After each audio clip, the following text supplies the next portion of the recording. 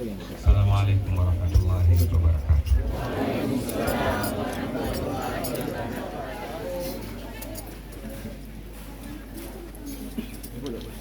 Baada ya kumshukuru Mola Subhanahu wa Ta'ala na kumtakia rehema kipenzi chake na kipenzi chetu cha mwisho Bwana wetu Muhammad sallallahu alaihi wasallam, nitambue uwepo wa wazee wetu, Sheikh Jongo babu yangu huyo, na labda niseme kidogo kwa nini namtaja kuwa ni babu yangu. Watu wengi hawajui, lakini huyu ni mjomba wa Bi Kijakazi, mama yangu mzazi, mjomba wake. Kwa hiyo mimi na haki yote ya kumtania tania kama kwa nimempiga hapa na rasti yake ya kizamani. Mwenyezi Mungu ampe umri mrefu.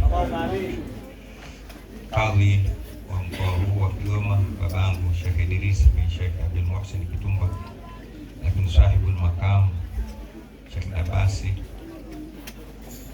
Sheikh wa wilaya na Sheikh wa wilaya zote mlikuwepo hapa, wakina mama, walimu wa madaris, ndugu zangu wanaohudhuriwa na nyote mliokuwepo, assalamu alaikum warahmatullahi wabarakatuh.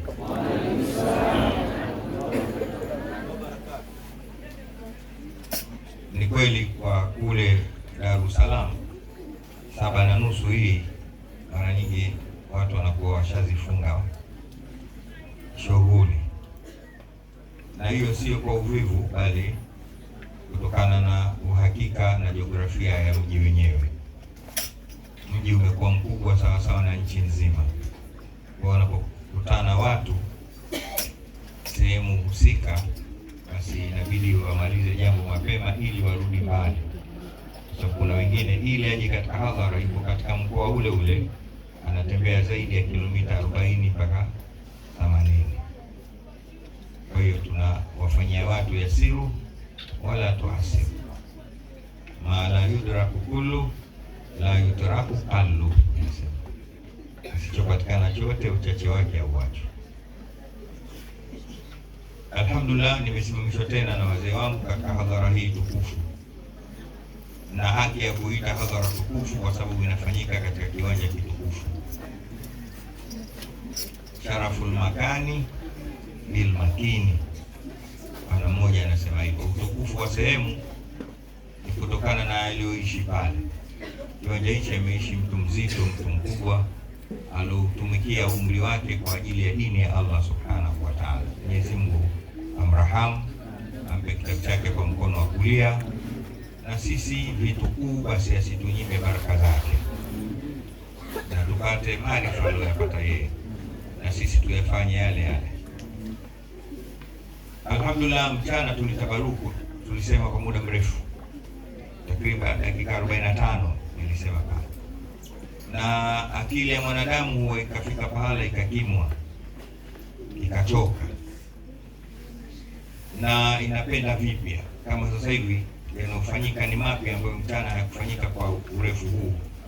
Sisi sasa hivi tunatumia muda huu kwa ajili ya kumadihi Mtume Muhammad, na Allahu Akbar, nimeona vipaji hapa Kigoma vikubwa sana, lazima niseme Sheikh Idris, vipaji vikubwa sana vya kisauti, na nina haki ya kusema hivyo kwa sababu mimi nimezaliwa katika nyumba ya sauti. Nyumba ya sauti, sisi wote kwetu tunaimba, tunamwimbia Mtume Muhammad. Mzee wetu alikiimba sana na alifanya kazi ya kusomesha sana nyimbo hizi, mama yetu, sisi mpaka tunaowazaa sisi pia wanaimba. Huku kwenye mawaidha tumetokea tu bahati mbaya, lakini ukweli hasa sisi wengine kazi yetu ya nyumbani ni hizi nyimbo. Huku tunawashikia kina Sheikh Jongo mawaidha, ndio maana tunatafuta maneno.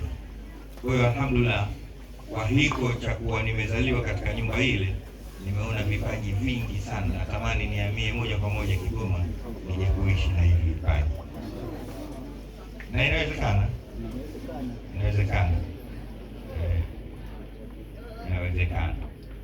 Sasa ukitizama asili yangu mimi nimelala katika tumbo la mama yenyewe. Huyu mama namtaja asili yake ni Kijakazi, mwenye Dogo, mwenye Juma, mwenye Bahari, mwenye Kidudu. Inashaka vimosi kutaja neno shaka mwenye Kidudu wanajua. Basi yule ndio babu wa mababu yangu. Kwa tumbo lile ndilo lilonizame. Kwa nikirudi huku nimerudi nyumbani, nimerudisha mpira kwa kipa. Cha kusema ndani ya dakika 5 niseme hali tuliyoiona hapa mpaka Sheikh Jongo tukamwona kachukua maiki anatiririka na rasti ile, ndivyo anavyotajwa Mtume Muhammad sallallahu alaihi wasallam. Abigomar Hafidh anasema wallahi, ana kitabu chake cha Maulidi anakiita Awliyau Alami, anasema wallahi ma dhukira alhabibu lada almuhibbi illa wa adha walihan nashwana. Irabu cha Kiama mbele kidogo, ukijitia irabu haziingii. Wallahi ma dhukira alhabibu lada almuhibbi illa wa adha walihan nashwana. Ufupi ni kwamba anaapa Abigomar bin Hafidh hafidhahullah, wallahi hatagi mpenzi kwa kipenzi chake isipokuwa ile kipenzi kikisikia sifa za mpenzi wake huwa kinawaka na kuinuka kama hivyo tukashajenga. Kama anatajwa Mtume sallallahu alaihi wasallam kisha kuhisi kitu, basi wewe una kasoro. Ndio sana anataja Mtume vizuri hata kwa majaka, alafu kwa huko vile vile hata Habibale anasema wewe ni fasidul mizaji. Fasidul yani una matatizo ya kimaumbile. Ala rasuli bil batuli Muhammadi lil anami salatuna wa salamuna. Usi wake basi ni fasidul. Kemea baba, kemea. Kemea. Sema ndani kemea. Nampeni pena. Wala rasuli abil batuli Muhammadi khairil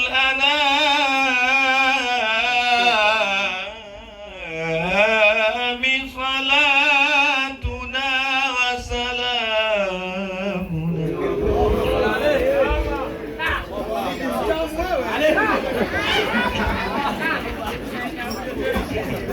Kwa hiyo na ndivyo walivyokuwa maswahaba. Ibn al-Qayyim al-Jawzi, ukimtaja hivi wasomi wa vitabu wanajua huyu mtu nani. Ni shekhe mkubwa sana, na uzuri zaidi hata wale wasiopenda maulidi ndio shekhe wao. Mwanafunzi mkubwa wa Sheikhul Islam Ibn Taymiyyah ana kitabu chake anakiita Sifatu Safwa. Ndio tunapenda kusoma.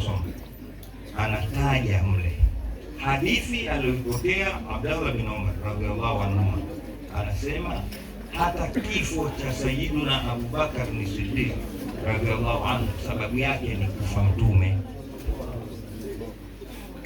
Ipo hadithi Sifatu Safwa ipo, wanatamani wale wasiopenda mambo haya wachomoe lile karatasi isipatikane habari hiyo. Lakini wapi, kichomoa huku kwa Sheikh Abbas mimi ninacho, ikiunguza changu Sheikh Jongo anacho, na sisi tunaambukizana kwa watu wote. Abdullah bin Umar anasema maneno hayo, sababu ya kufa Sayyiduna Abu Bakar ni Siddiq ni kufa Mtume. Ilikuwaje? Wanasema ni baada ya kufa Mtume sallallahu alaihi wasallam, ukimtaja Mtume mbele ya Sayyidina Abu Bakar ni Siddiq, ilikuwa inasikika harufu ya mpira inatoka katika tumbo lake, alikuwa anaungua maini. Muhammad anamuumiza. Ilikuwa hivyo. Kwa hiyo hii kusikia inasema tume, lazima iwe vile. Wanasema maisha yake yalikuwa ni nyonde, lugha inajulikana kidogo yanatafunika mpaka akafa. Ndio Umar bin Affan asema, wallah ma dhukira alhabibu lada almuhibbi illa wa adha walihan na shuhana, anaungua mtu. Kwa hiyo sisi sio wa kwanza kuungulika na kuungua na kuwaka kwa ajili ya Mtume Muhammad. Kwa nini? Kwa sababu ya mapenzi. Mapenzi ni ugonjwa mbaya sana. Upendo, sawa? Mtu mmoja anasema, mtu akikwambia anampenda fulani usimtanie. Kisikia mtu anasema nampenda fulani, yani mhurumie. Maneno yake marefu, mwisho akisema wala rubama katalatka alhaqu walbabu. Inatokea pahala harfu mbili zinaweza zikakuwa he na be, ukichanganya unapata neno hubu. Na wengi wamekufa. Habib Umar mwingine ana kitabu kisima amekiita Shuhadaul Mahabba.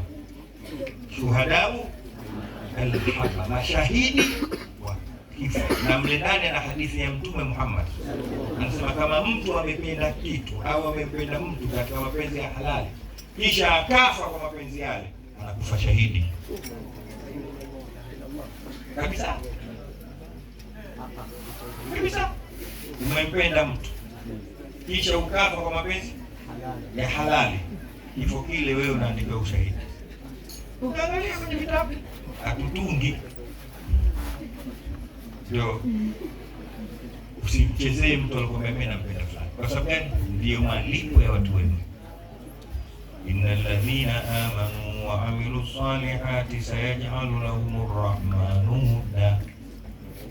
Ipo katika innal ladhina amanu wa amilu walioamini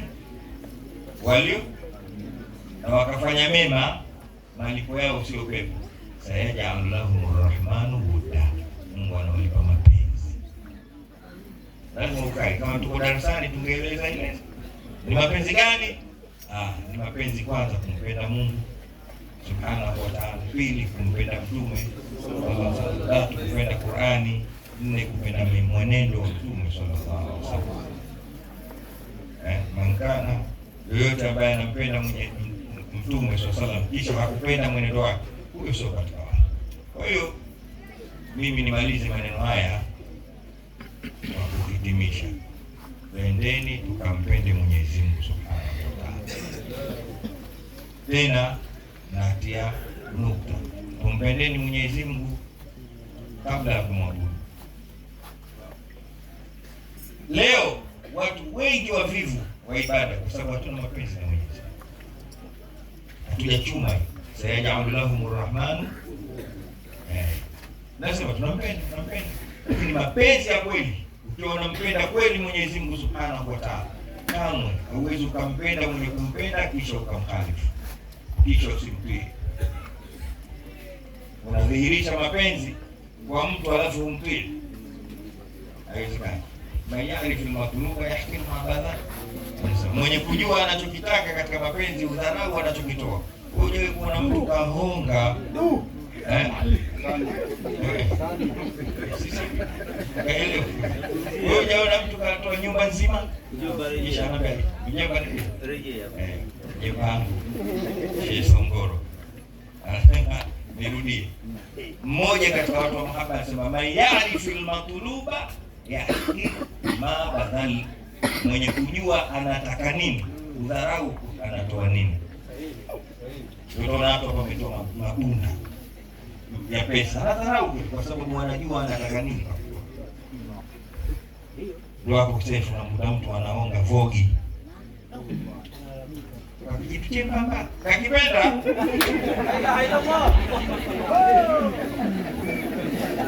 kipapa kabisa vikufeke, lakini ndio mwenye kishamuumiza anamkabidhi gari bilioni 700 mayani ya'rifu al-maqluba ya akhi al-maqluba. Ndio watu walipokuja mbele ya Mtume Muhammad sallallahu alaihi wasallam, wakina Sayyidina Bakar katoa dokumenti zake zote nyumbani, za mashamba, za visima, za majahazi, za kila kitu, anamletea Mtume sallallahu alaihi wasallam. Wewe vipi, umemwacha nani huko nyumbani kwako? Ambaye huko nimemwacha Mungu na Mtume. Toa kila kitu, kafamupe. Mwenyezi Mungu ndiye mapenzi haya. Mpendeni Mwenyezi Mungu kweli, ili kudharau vile tunavyotoka. Na ukishuka hapo unakuja kwa Mtume sallallahu alaihi wasallam, unampenda mapenzi yote. Kuna mapenzi ya heshima, kuna mapenzi ya huruma, kuna mapenzi ya mshakala. Unampenda yote. Na Mtume sallallahu alaihi wasallam ameyakusanya hayo yote. La yu'minu ahadukum hatta hakuna asaje hata hakuna ahabba ilaihi min nafsihi alafu wa walidihi alafu wa waladi kisha kwa nafsi jamani. Hadithi moja, mapenzi namna tatu. Yaani hatakuwa muumini wa kweli mmoja wenu isipokuwa kwanza ana mapenzi ya ikhtiramu. Sawa? Mimi niwe napendeza zaidi kuliko anavyompenda baba yake, mapenzi ya kutukuza, na kuliko anavyowapenda watoto wake, mapenzi ya huruma, na kuliko anavyojipenda yeye wanasi ajmain, mapenzi ya mshaka. Mwenyezi Mungu atupende katika haya. Ukifikia katika mapenzi haya ndio unakuwa kama alivyokuwa Sayyidina Abubakar, kama alivyokuwa Sayyidina Umar. Sayyidina Umar radhiallahu anhu anatembea na Mtume sallallahu alaihi wasallam, wanafuatana hivi, mara anaonekana yuko mbele, mara yuko nyuma ya Mtume, mara yuko kulia, mara yuko wapi? Kushoto. Mtume anamuuliza, vipi yake, mbona utulii, twende kwa moja kama Mtume? Mimi nikikaa mbele nikotoe nyuma na wasiwasi atakuja mtu atakuja kabali, ndio anakuja kwa nyuma. Nikikaa nyuma yako na wasiwasi anaweza kutokea mtu mbele akakuja mshale. Wewe unatembea tembea, mimi najisahau na mpango wangu mimi ni wewe. Inaeleweka shetani?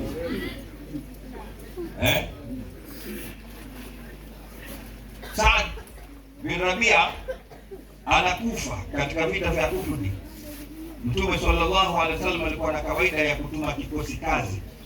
Baada ya kumalizika vita yote, anatuma kikosi kazi kinatembea katika medani ya vita kufanya tathmini, nani amekufa apata ushahidi, nani kajeruhiwa ili afanye tiba, tumepoteza nini kikusanywe. Watu wake ilikuwa ni hao. Sayyidina Ali anatumwa katika kikosi kazi kile,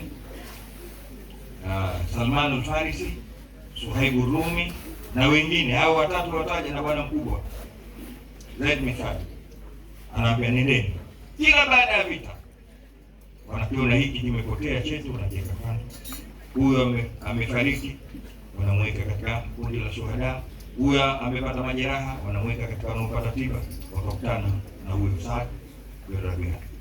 Kisa kinasema wa huwa yatanafasu anfasahu al-akhir, hali ya kuwa yeye anapumua pumzi zake za mwisho, akivuta anavuta vumbi, akitoa anatoa damu, anakufa. Manake wale wenye elimu ya uchinjaji wamemkuta katika kipindi kinaitwa harakatul madhbuhi. Hivi wenye kuchinjwa kuna harakatul madhbuhi, kuna hayatu mustamira, hayatu mustakira, wenyewe makazi wanajua. Sio unakula tu mbuzi umempata katika hayatu gani? Na mama alikuwa na jambo lake la kuchinja chinja. Walimkuta katika kipengele cha harakatul madhbuhi kwamba iwe itakavyokuwa lazima afe, lakini hajafa. Wakafika wazee wale wa kisahaba, wamemwona katika hali ile. Sasa huyu hajafa, lakini atakufa. Sasa tufanyeje? Tusubiri mpaka afe, au kwa vile atakufa tumwekeni katika kundi la wale kufa tayari, au kwa sababu hajafa tumweke katika kundi wale waliojeruhiwa? Masahaba waliokuta hali hiyo na wametumwa na nani? Na Mtume sallallahu alaihi wasallam. Wakawa wanajadiliana. Ali ndo anasema radhiallahu anhu, kumbe yule hajafa, sahaba watu wa kheri, khairul quruni, hajapoteza akili, lakini ipo katika hali ya mwisho kuwaona, akajua hiki ni kile kikosi kazi cha Mtume sallallahu alaihi wasallam chenye kazi maalum, ngoja niwapunguzie kazi. Mungu akamtambulisha, akawaambia niwekeni katika kundi la shuhada, lakini kabla hamjaniweka katika kundi hilo, mna salamu A na B. A kampelekeni bwana mkubwa aliotuma Mtume sallallahu alaihi wasallam, na wakati huo Mtume naye kapata jeraha, kafitwa kule katika jabali. Siku hizi pale Madina umetengenezwa msikiti ndio Masjidul Istiraha, alipelekwa kule, kampelekeni habari, mimi nitakufa, lakini kama mbieni A zake, B zenu nyie. Sasa tusikize za Mtume, kisha zetu sisi tukae chini. Cha kwanza nendeni mkamwambie innahu la rasulullahi haq, yeye ni mtume wa Mungu kweli, sio bla bla, sio uongo. Innahu la rasulullahi, tena balagha risala wa adda al-amana wa nasaha al-umma wa tarakaha ala al-mahajjati al-bayda lailiha au lailuha, naweza mwenyewe kana haliha la yazibu anha illa hali. Nendeni mkaambia maneno, yeye ni mtume wa kweli na kazi kaifanya. Kwa nini asema hapa nilipo mimi nakufa, lakini wa inni la ajidu raihatan janna, sijafa lakini harufu ya peponi nishasikia, visheti vya peponi nyudi za hurul aini wa peponi nishasikia, kila kitu. Kama beni mtume yeye ni kweli, nimeaona mwenyewe kabla sijafa. Nendeni mkamwambie Mungu afanye kazi yake kwa utufu kabisa, tumemwelewa na tumemtii, tunakufa tunakwenda peponi. Nendeni mkamwambie maneno haya. Lakini B zenu nyinyi, asala udhra lakum inda Allah, la udhra lakum, Mungu hatuwaelewa. Mungu hatuwaelewa hivi. In huliso na riwaya kwa shada au in huliso li rasulillah wa fikum tarfat ain, ikiwa Mtume sallallahu alaihi wasallam atashindwa, hata na nyinyi mnao uwezo wa kumnusuru kimapenzi, Mungu hatuwaelewa. Jamani, ahlul tarika ndo sisi ndo masufi, sisi ndo watu wa tarika. Leo dunia nzima inapiga kelele kuhusiana eti mambo haya hayafai. La udhra lakum inda Allah, mkiwasikiliza watu wanaotaka mwache mambo haya, Mungu hatuwaelewa, kwa sababu lengo lao ni kumfuta kabisa Mtume asitajwe, asijulikane, wajulikane wao, na ndio wanaanza kidogo kidogo. Babangu mimi aliniambia kana kusema kidogo, anasema mtu akitaka kukuvua nguo akwambie vua chupi, anaanza pale, anakwambia viatu vibovu, na wewe kimsikiza vibovu unafanya kisha anakuja kidogo ndio kufika ni mwahego, anakuvua kidogo kidogo kufika ni na unaivua unaitazama hivi kweli bwana kweli, lakini umekaa vibaya. Kesho anakuvua singlendi, mwisho chuku chuku, si imeleka hiyo. Hawa wanataka Mtume amalizike, lakini Watanzania hivi hivi tu wanaanza vitu hivi vya kumsimamisha, wanaanza pale dufu. Sisi tunaweza kupiga dufu, nimepiga dufu kichwani kwa Mtume sallallahu alaihi wasallam, tena nimepiga kwa kaki hapo, alipigwa shenyo tena, mwanamke kalipiga mpaka besi. Kucheza wamecheza watu msikitini, wacha sisi mbele ya nyumba yake. Tena kasida yao Muhammad rajulun salih, Muhammad mtu mwema, wanaruka mahabasha msikitini. Tumewatazama nyuma yake ana mkewe Bibi Aisha, wazungu wanasema cheek to cheek, yani shavu la Mtume kwa shavu la mkewe, wanatazama mpaka Bibi Aisha akachoka. Mwanamke anachoka mchezo, lakini kachoka, mbele nimechoka, akapumziki. Mimi nao leo nawatazama, sisi tusicheze michezo yetu na hiyo, wanatuongopea. Alikuwa anacheza michezo ya vita msikitini, wanapigana na nani? Kufanya tuna akili ndo tena msikitini, vitani neno Muhammad rajulun salih. Sasa mbona hao wacheze mchezo wa vita? Wanaweza kuipenda hiyo dunia. Uislamu maneno tumesema mengi mchana, na ubaya wa Mtume sallallahu alaihi wasallam kadri ukimtaja hivi zinakuja tu, kajisemea habibi al-Habshi wala tafannuni wasifihi biwasfihi yafna zamanu wa fihi ma lam yusafi. Na pamoja na kutofautiana wenye kumtaja Mtume kwa sifa nzuri nzuri, muda utakwisha na kwa Mtume afanya nimsimamishe mzee Jongo ajazie hapa. Assalamu alaykum wa rahmatullahi wa barakatuh. Kulikuwa na matukio mawili ambayo ndiyo tutahitimishia maneno yetu kwamba Maka wakati yule mshairi mkubwa aitwaye Hassan